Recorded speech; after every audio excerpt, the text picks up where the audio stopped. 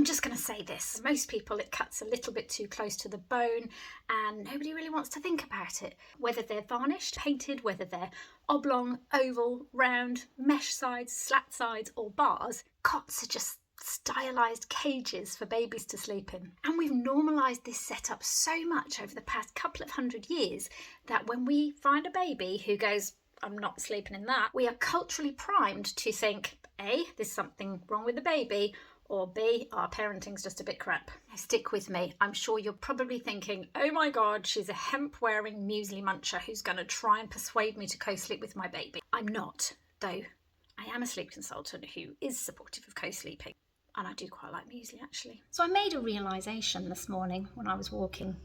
Lovely Shirley here, that we've normalised cot sleeping in babies so much that actually the wider population seems to have more of a problem with the thought of crate training puppies. People can get literally outraged at the thought of a dog sleeping in a cage overnight because it means that they are contained and separated from their owners. That's probably why cots are so popular, isn't it, for the containment and the separation, and the safety aspect, of course. But here's the irony. Babies don't care that it's optimised for temperature control, ventilation and minimising the risk of entrapment. Being separated and contained without physical contact from parents is literally the opposite of what safety feels like for our babies. Now, as I said, I'm not here to try and talk you into something radical. I'm not here to debate whether cots are good, bad or indifferent. If you want or need your child to sleep in a cot, then I am 100% behind you on that. But I will always get you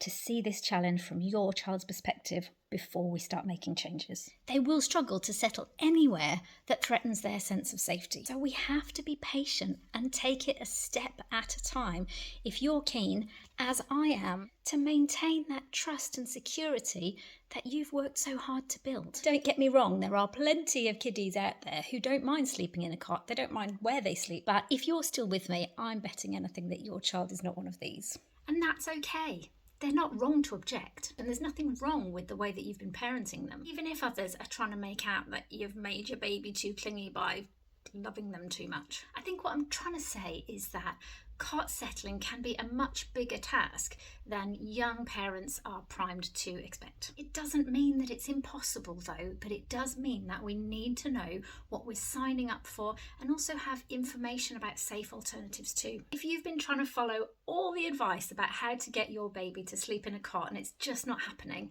I hope this video has just given you a little bit of reassurance about why it's so hard.